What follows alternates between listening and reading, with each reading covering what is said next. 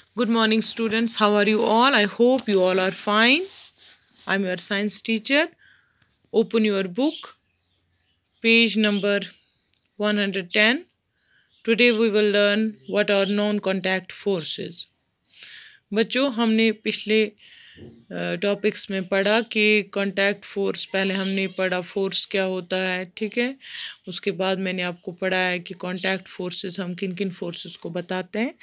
आज हम पढ़ेंगे कि नॉन कांटेक्ट फोर्सेस कौन से फोर्सेस होते हैं।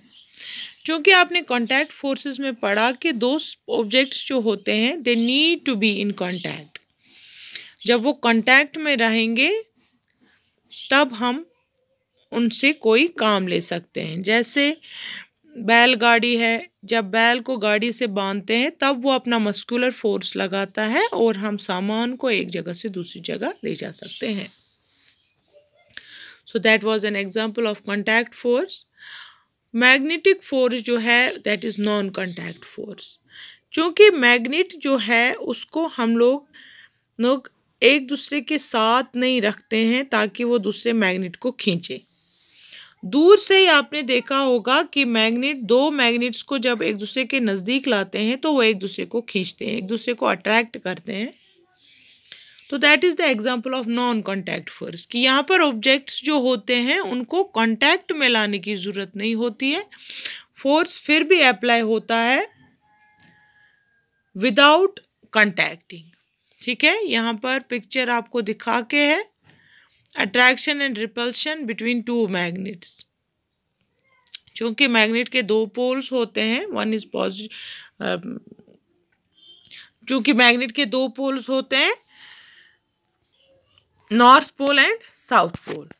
तो नॉर्थ पोल जब हम साउथ पोल के साथ थोड़ा सा उसको आगे लाते हैं तो उसको अट्रैक्ट करता है, लेकिन जब हम लाइक पोल्स को एक दूसरे के नज़दीक लाते हैं जैसे north and north, they will repel, they will not attract, ठीक है। तो फोर्स अप्लाई हो रहा है वहाँ पर।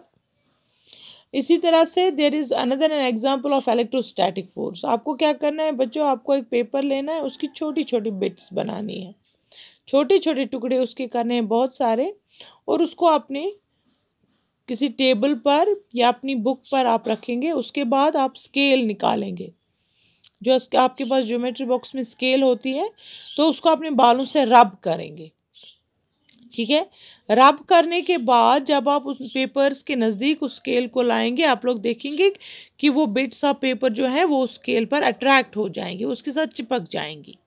तो यहाँ पर हमने इनको कांटेक्ट में नहीं लाया, लेकिन हमने दूर से स्केल इनके पास रखी तो बिट्स ऑफ पेपर जो है वो अट्रैक्ट हो गए टुवर्ड्स द स्केल, ठीक है। तो यहाँ पर क्या है, जो वो स्केल होती है वो चार्ज हो जाती है, उसमें चार्ज आ जाती है ड्यू टू फ्रिक्शन।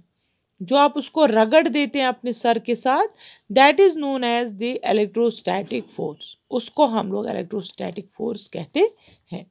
इसी तरह से नॉन कांटेक्ट फोर्स जो है, और एक एग्जांपल है यहाँ पर आपको नॉन कांटेक्ट फोर्स की, that is the gravitational force. क्योंकि आपको पता है कोई भी चीज़ जो होती है ज़मीन उसको अपनी तरफ खींचती है। तो नॉन कांटेक्ट फोर्सेस में और एक फोर्स आता है दैट इज ग्रेविटेशनल फोर्स। जैसे आप किसी कॉइन को या पेन को हाथ में होल्ड करते हैं, फिर इसको छोड़ते हैं तो वो नीचे की तरफ आती है, वो खुद नीचे की तरफ आती है। क्यों आती है नीचे की तरफ? क्योंकि ज़मीन का अपना एक पुल है, अपना एक फोर्स है, that is known as the gravitational force, जो हर एक चीज़ को अपनी तरफ खींचती है, ठीक है। द अर्थ जो है वो एक्ट करती है एज ए बिग मैग्नेट।